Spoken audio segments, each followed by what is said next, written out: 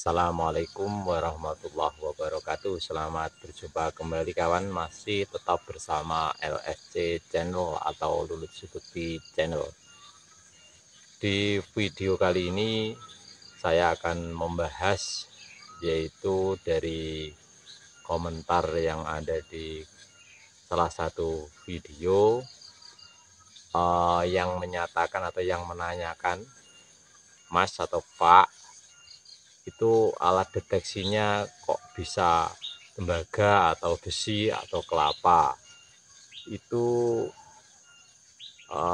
apa ya, nanti saya perlihatkan ya, itu hubungannya apa, kan seperti itu intinya ya, kok bisa digunakan untuk mendeteksi sumber air. Sebelum saya lanjutkan, jangan lupa like, komen, dan subscribe-nya kawan. Baik, langsung ke pembahasan kenapa sumber air dapat dideteksi menggunakan besi atau tembaga. Itu yang pertama kawan ya. Ini menurut pemahaman saya saja ya. Kalau salah mungkin teman-teman ada yang bisa membetulkan, silahkan, yang ahli geologi, yang ahli fisika itu kan bisa menjelaskan. Saya hanya sebatas apa yang saya tahu saja kawan.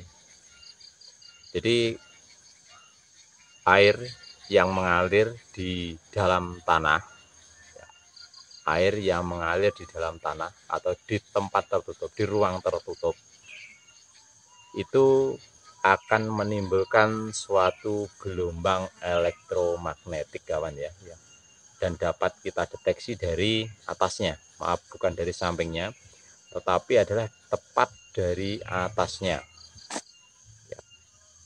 Sehingga gelombang elektromagnetik itu dapat diterima oleh tubuh kita kawan ya. Kemudian tubuh kita akan menyalurkan, bahasanya ini mana ya, pokoknya menyalurkan.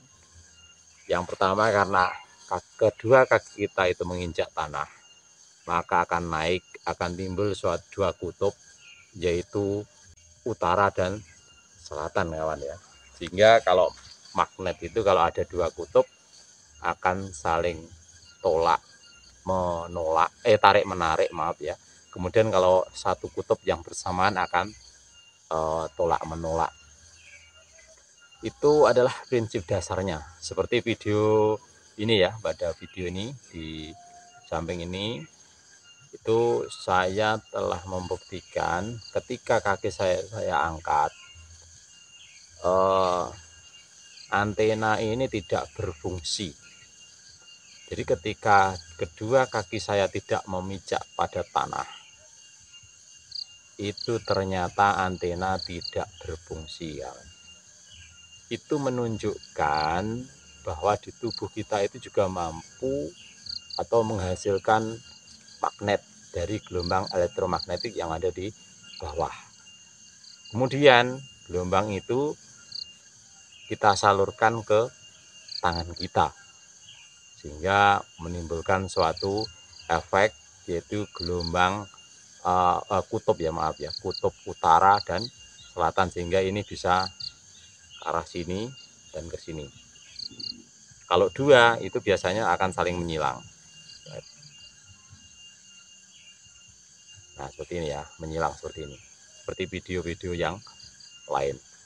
Itu menurut saya, sehingga gelombang elektromagnetik atau aliran air yang ada di dalam tanah itu dapat kita deteksi menggunakan besi, menggunakan tembaga, menggunakan kayu, menggunakan bambu ya, bambu ataupun alat yang lain. Karena itu sudah yang menghasilkan gelombang itu atau kemagnetan itu adalah tubuh kita, bukan besinya, maksudnya ya, tubuh kita. Makanya sering saya katakan 3 orang dari 10 orang yang mencoba alat seperti ini yang bisa menggerakkannya atau bisa mendeteksinya. Itu menunjukkan satu orang dengan orang yang lainnya itu mempunyai kemampuan yang berbeda-beda kawan. Kemudian pertanyaan yang kedua adalah hubungannya sumber air kok dapat dideteksi dengan kelapa, itu kan ya. Di video saya sudah saya upload beberapa hari yang lalu itu menggunakan kelapa. Terima kasih yang telah menonton ya. Itu kalau saya telisik di beberapa media itu sudah ada sejak masuk di YouTube itu adalah 8 tahun yang lalu, dan itu dimulai dari Bangladesh atau India ya. Jadi di sana menemukan cara seperti itu, kemudian saya juga mencoba dan berhasil. Kalau menurut saya itu hubungannya adalah kan yang digunakan hanya yang tua, yang ahli, atau yang kalau yang degan itu enggak bisa kawan ya, yang masih kelapa muda enggak bisa. Saya sudah mempraktekkan. Yang bisa adalah kelapa yang sudah airnya itu sudah dalam itu berkurang atau kocak. Kalau dalam istilah kelapa itu ketika kita pegang itu akan mengalami suatu, kan ada ruang kosong di situ, sehingga ruang kosong itu akan karena di bawah itu ada magnetnya, ada gelombang yang terpancar, dia akan terpental seperti di potongan video saya yang beberapa waktu lalu saya upload itu ya.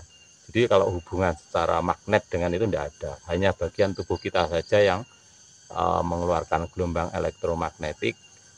Kemudian kita memegang kelapa, di situ ada ruang kosong, sehingga terjadilah reaksi seperti itu kawan ya. Semoga jawaban saya itu memuaskan. Kalau kurang jelas lagi bisa ditanyakan di kolom komentar.